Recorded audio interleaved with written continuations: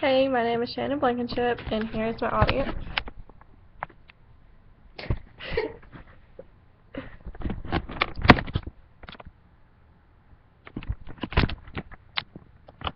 Today I am doing my speech on FEMA. FEMA stands for the Federal Emergency Management Agency. The agency's primary purpose is to be the first response to disaster or catastrophe that has occurred in the United States. According to FEMA.gov, FEMA has 7,474 employees across the country, 10 regional offices, the National Emergency Training Center, and other locations. FEMA responds to many natural disasters such as hurricanes, droughts, earthquakes, floods, tornadoes, tsunamis, volcanoes, wildfires, and many more. There are many ways one can get help in a state of emergency. Disaster emergency communications does the technical things that are required to provide communication before, during, and after emergencies. Emergency communications also applies to those technical means for public safety agencies. For example, law enforcement, fire services, and emergency medical services can all help respond to a disaster.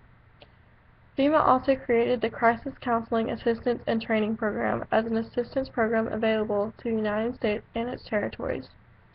It helps to fund mental health assistance and training activities in major disaster areas. It helps the survivors of disasters to understand their situation and rebuild by going over their options and getting help within the community. The Center for Mental Health Services Emergency Mental Health and Traumatic Stress Service Branch works with FEMA to provide assistance, consultation, and training for mental health personnel and grant administration and program oversight. Ready.gov has safety tips about floods and other natural disasters. It has made a simple family emergency plan to better prepare people and their families.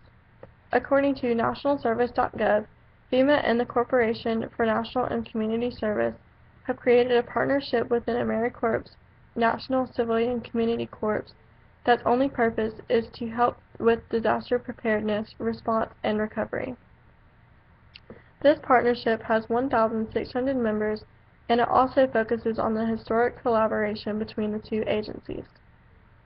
It improves the federal government's disaster capabilities, increases the reliability and diversity of the disaster workforce, expands education and economic opportunity for young people, and reach huge cost savings for American taxpayers.